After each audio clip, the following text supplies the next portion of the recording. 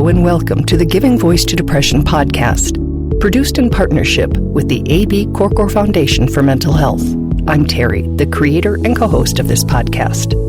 I've lived with depression most of my life, and I know how easy it can be to feel all alone in the experience. I'm not alone, and you aren't either.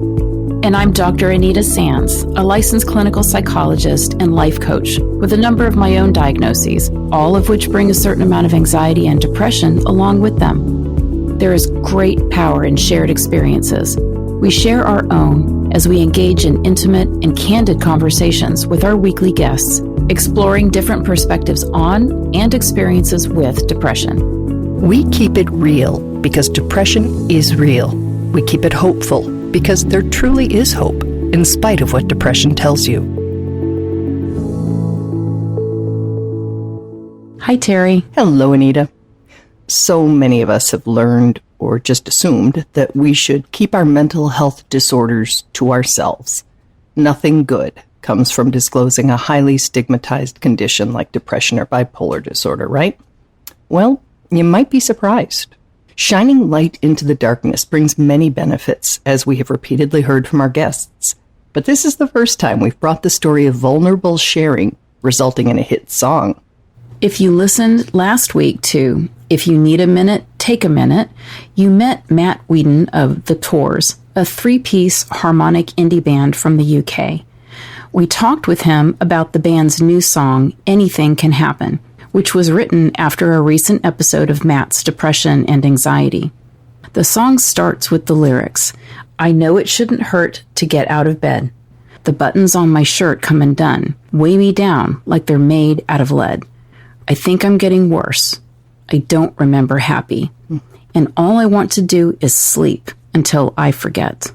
Ugh, I bet a lot of people relate to that. Mm-hmm. We also talked about and played the chorus, which includes, "If you need a minute, take a minute, like it's all that you've got.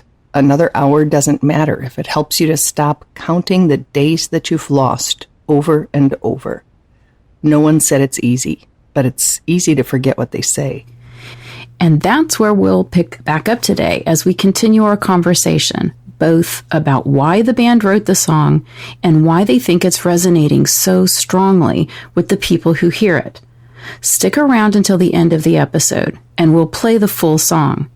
Here again is Matt Weeden of The Tours, giving his voice to depression.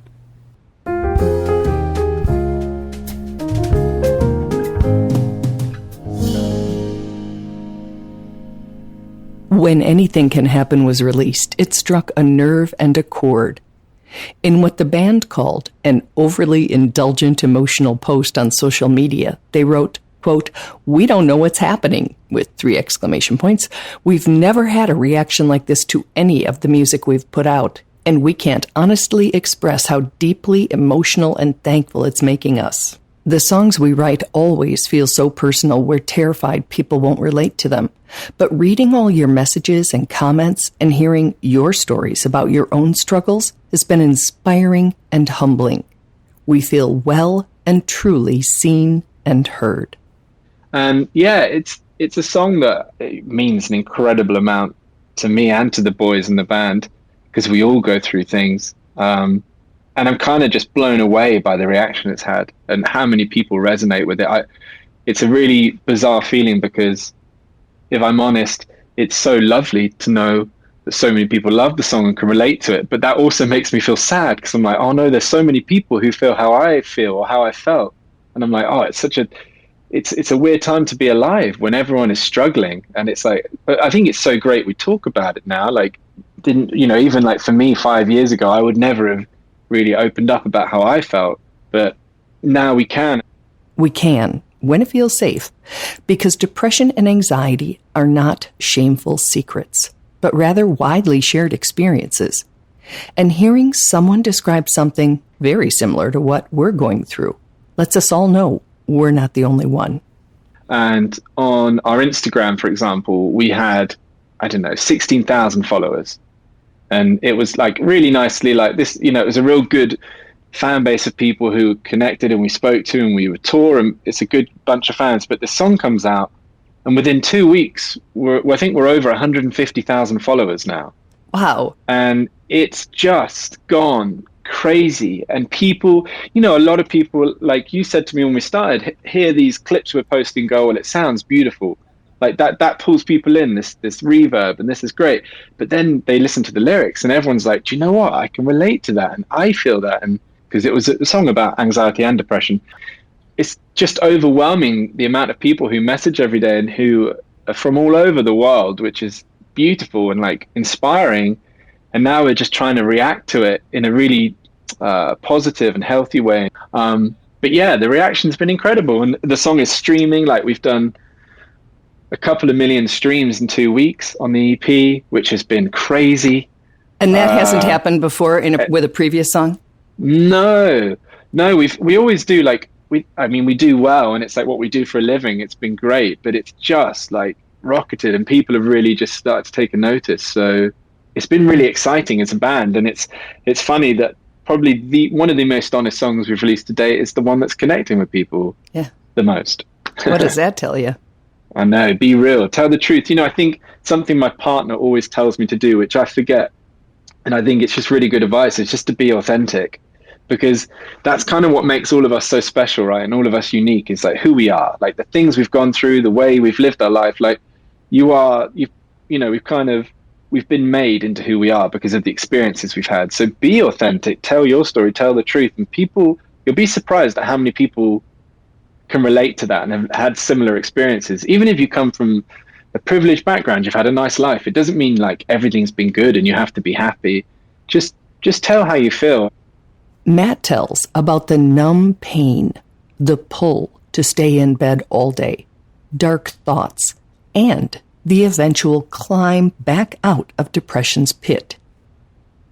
So let's talk about the getting better. Yeah. That you want to go and read me this last part so I'm not stepping on your lyrics. No, well, yeah. So the second verse is, I know it isn't much, but I slept through the night. I opened up my curtains so I'd hear the birds get a taste of the light. I think I'm getting better, even if it's slowly. I'm not in a rush to get anywhere fast. Here are the Tours singing about that stage. I know it isn't much, but I slept through the night. I opened up my curtains so I'd hear the birds get a taste of the light. I think I'm getting better, even if it's slowly. I'm not in a rush to get anywhere fast.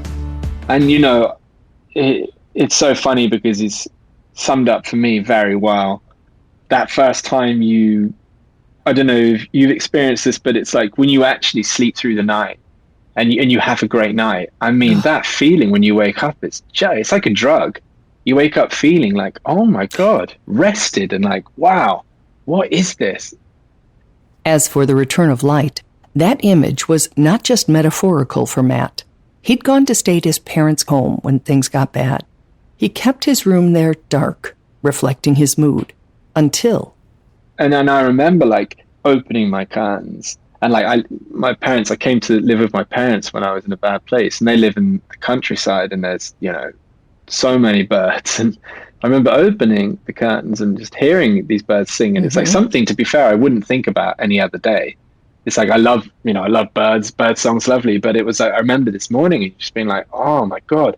And the light, Theo wrote it really well. You can taste it. It's like, you know, it was almost, it hits you and it feels so warm for the first time when I guess you've been in the cold, dark place for so long. It just suddenly felt like you're experiencing things for the first time again, you know? I imagine being a baby and the first time the sun hits you and you're like, what is that? And it was like, kind of like being reborn in a way, which sounds a bit dramatic, but no, that for me is it was a turning point. Just that sleep is such a hard thing to do. And that really changed a lot. And then I think you start to go, okay, I am getting better. But remember, the line after, I think I'm getting better, is even if it's slowly. And that's what I'm talking about, like just to take it slow. It's like the best way for me to go slow and just take your time. And it's like, it's positive. Like I don't know how you find it, but in this day and age, I think we're all looking for a quick fix. And there's so many things available. Like if you've got an illness, you get an antibiotic, you get a drug, like within a week, you're better. Whatever it is, we're all looking for the thing to jump on that gets us there the easiest and quickest way. And sometimes to get over the hardest things, you've got to just go the long way, you've got to walk the long road. It sounds very like, well, I say cringy, but it is true in my experience. Like the only way of getting better is to go the hardest route, because you've got to confront things and you've got to just be okay that it's going to take a while. When I've turned to things that I think can help me, I often find that they've caused more problems. I don't know. It's like, that's a whole other thing, but having an addiction or thinking that doing something is helping you, it often isn't. And then the last line, I'm not in a rush to get anywhere fast. Again, it's just like to be okay with that. Once I accepted that this wasn't a quick fix, like I found it a lot easier to deal with, because when I felt sad or really in a terrible place, I was like, it's okay. Like, all right, today isn't a good day, but tomorrow might be a good day. So that I'll take that. So in the week, you have 3 good days, 4 bad days, whatever. I've had 3 good days. Okay, let's see if next week's any better. It's just, I don't know. I hope that's okay to say that. I don't want to, of course it just is. Time. It's our only friend. You're reminding me of that quote, the only way out is through. Exactly. And that's pretty much what you're saying. Yeah. I feel like that. But when you talk about the curtains, for me, that's so literal and metaphorical, right? Because the light can't 100%. come in if we don't open the curtains. You could have stayed with them shut for another week, month, year. Yes. And that we have to make some effort. And I understand there are factors we can't control. I've got it, all the check boxes, right? Yeah. I'm genetically predisposed to this as well. But if I don't make the effort to open those curtains, the light's not going to get in. And that's it. And I think that it does come a point where you have to suddenly make a change, because it's exactly that. The first month when I was at home, my curtains were shut. Like they just stayed shut. I would get out of bed in the dark and go downstairs, and I'd come back up to my room and it would be dark, and I'd go to bed. Mm-hmm. And I just sort of forget to like look outside and be like, wow, this is amazing. But it's those, small steps, it's baby steps every day. Matt's steps, when he was ready and able to take them, included establishing a routine and seeing a therapist. When I couldn't get out of bed or I couldn't do anything, I was like, this isn't helping anyone. And I was like, I'm not going to be in a good place for anybody. And, I had dogs. So I was like, I love my dogs. Right, I'm going to wake up at 6. I'm going to go for an hour's walk. I'm going to listen to some podcasts about things that might inspire me or make me feel like I'm not alone. I'm going to talk to my friends. I dove into my work. I started to write a lot of music. Like I said, I turned to my guitar, and that really helped me. And then I think it took me, it doesn't sound like long, but it felt long, but maybe 3 months to start feeling it's okay. Like life's okay. Like, I can get past this. And then after that, it's a whole other story, but it's just taking small steps every day. And of course, I had therapy, and that really helped. It was nice to talk to someone who isn't biased. Yes. And can also maybe help explain to you some things that you're feeling. And I looked into my childhood, and that was quite revealing and like overwhelming. I was like, oh man, I didn't realize like all these things that you go through in your life can stay with you, and you can get frozen in a certain time. And it's not just, I think, that the therapist is objective. It's that they have heard other people's stories. So nothing you're saying is really like, wait, what? There's something wrong with you. It's like, yes, this is common. This is common for my clients. And it's common for the universe, right? 1 in 4, 1 in 5 people experiences a mental illness or a mental health disorder. Yeah.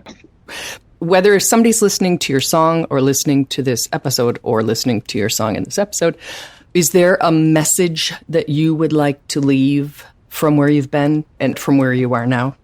I do like to end with hope, but I never mean to candy coat it, right? Because life is real, and you might go back and all of that. So no, of course, life is real. Yeah, I think, for me personally, when it is really bad, it's just to know that it's okay to feel like that, and that it's easy to allow yourself to think that that's forever, but it isn't. Because everyone I've spoken to, I'm so fortunate, and even all these fans who are reaching out to us about our song, who we've had these conversations with, I feel very fortunate in the experiences is that everyone is getting better. It's just slowly. And I think that that's a beautiful thing. And it doesn't mean that it's cured or that you're going to be great forever. And that's okay. Life is really hard. Life is difficult. Life is scary, but it is so beautiful. And let's all just slow down a little bit and be there for each other. That's kind of like the two best things I could say.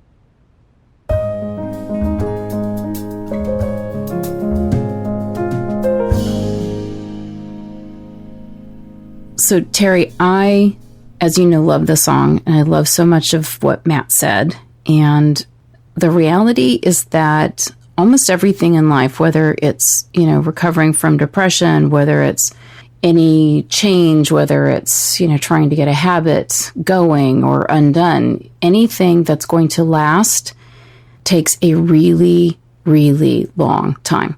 That's the reality. Excruciatingly. I was going to say freaking long time, because yes, excruciating is also a good way to describe it. I don't trust fast change. I don't trust overnight change. Anything that happens really quickly is going to be undone just as quickly and can be reversed just as quickly. So what I'm always looking for as a therapist, and what I'm always looking for in myself when I'm looking at a recovery from one of my chronic fatigue relapses or something, is what I always think of as like the almost imperceptible change. So asking myself, did I feel something this week that I didn't last week? Mm-hmm. Was I able to do something or enjoy something this week that I wasn't able to last week? And even if the answer is just maybe, right, not even yes, but just maybe, that's good.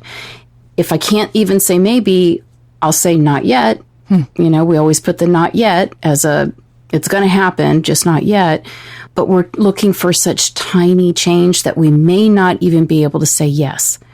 And that's actually good. Like opening the window.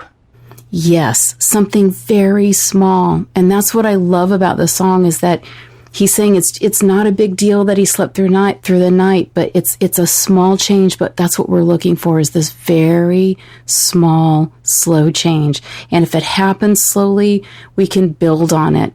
If it happens slowly, it's likely the kind of change that's going to last. And that's what we want. Interesting. We don't want to see one day you're incredibly down and the next day you're, at the top of the mountain. Because, we know what's going to happen. If you've got highs and lows, you're going to see highs and lows.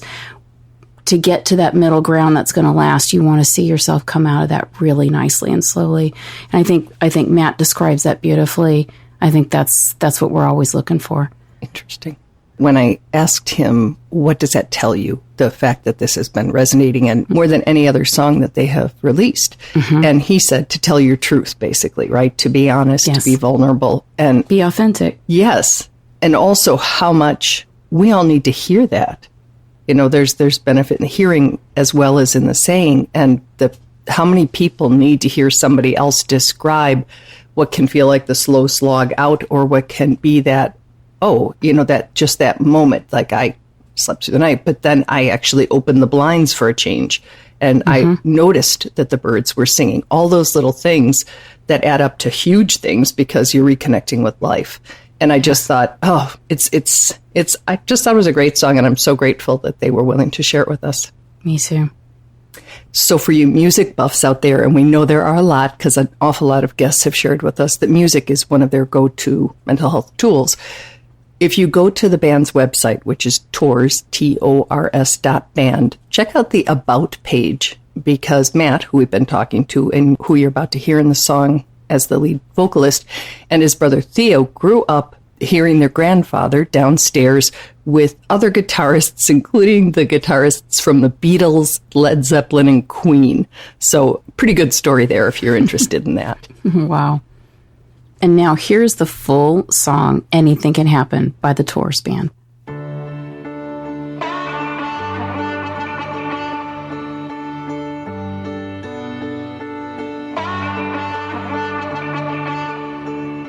I know it shouldn't hurt to get out of bed. The buttons on my shirt come undone, weigh me down like they're made out of lead. I think I'm getting worse. I don't remember happy, and all I wanna do is sleep until I forget. But even when I start to dream, every little piece of me gets a little close to the edge of darkness. I know I've been here before, long as I'm not falling off, I'll be fine.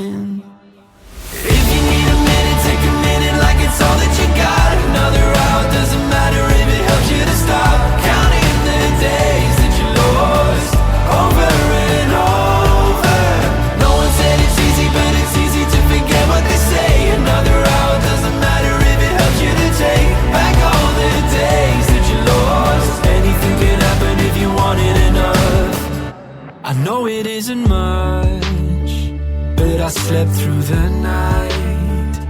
I opened up my curtains so I'd hear the birds get a taste of the light. I think I'm getting better, even if it's slowly. I'm not in a rush to get anywhere fast. But even when I start to dream, every little piece of me gets a little close to the edge of darkness. I know I've been here before, long as I'm not falling off, I'll be fine. If you need a minute, take a minute like it's all that you got. Another hour, doesn't matter if it helps you to stop counting the days that you lost over and over. No one said it's easy, but it's easy to forget what they say. Another hour, doesn't matter if it helps you to take back all the days that you lost. Anything can happen if you want it enough. Oh, oh, oh, oh, oh, oh,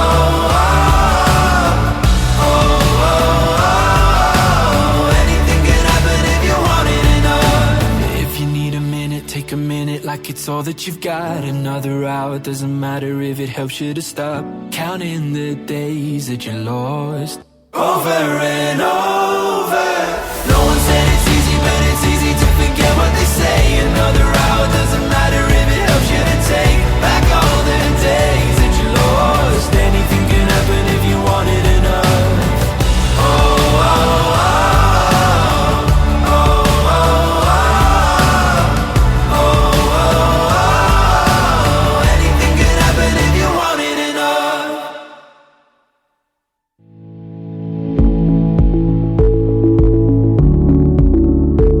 We truly hope that our podcast brings a little more understanding, helps you better articulate and reflect on your own experience with depression, or better understand how to support someone else who is struggling. If this episode has been of comfort or value to you, know that there are hundreds of others like it in our archive, which you can easily find at our website, givingvoicetodepression.com. And remember, if you're struggling, speak up, even if it's hard. If someone else is struggling, take the time to listen.